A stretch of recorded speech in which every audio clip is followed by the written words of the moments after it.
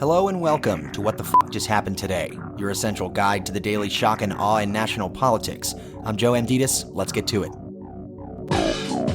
It's Wednesday, July 19th, 2023. Welcome to day 911. U.S. Special Climate Envoy John Kerry says the United States and China need more time to break new ground to reach new climate agreements despite productive conversations. Kerry said the two countries had a very extensive set of frank conversations and committed to work intensively in the weeks ahead to better address greenhouse gas emissions, boost renewable power, and develop national climate plans ahead of a critical United Nations climate summit this November in Dubai. China is the world's largest greenhouse gas emitter, followed by the United States.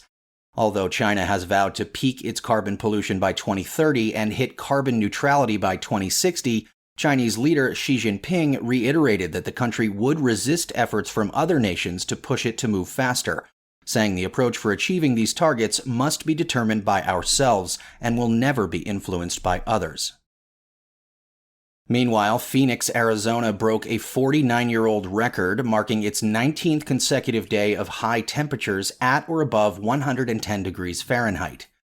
Overnight temperatures in Phoenix haven't dropped below 90 degrees for a record 9 days in a row. More than 85 million people in the United States are currently under heat alerts, and since early June, more than 2,300 heat records have been broken. 2 weeks ago, Earth recorded its hottest days in modern history. Since then, China set an all-time high of nearly 126 degrees Fahrenheit, the country's highest temperature ever observed and the highest recorded temperature north of 40 degrees latitude globally.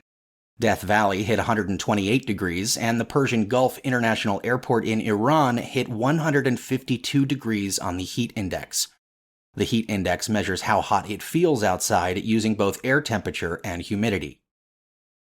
At the same time, more than 44 million people in 28 states have been affected by wildfire smoke this week, and air quality alerts remain in effect for parts of 16 states. Air quality in the United States, however, is expected to improve over the next few days. There are currently more than 800 active fires burning throughout Canada. And finally, Kevin McCarthy suggested that the United States could plant 1 trillion trees to combat climate change instead of phasing out fossil fuels. McCarthy made the comment last month during a visit to a natural gas drilling site in Ohio.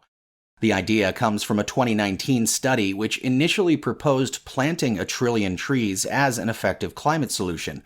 But the authors of the study later made 3 corrections, including that they were incorrect to state that tree restoration is the most effective solution to climate change to date, and that new forests could absorb about half as much carbon as they initially suggested. The authors also clarified that planting trees does not eliminate the urgent need to reduce greenhouse gas emissions.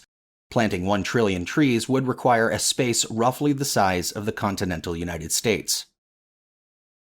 And in the polls, Quinnipiac says 55% of Americans say they expect a significant negative effect from climate change during their lifetime, while 41% are not expecting it.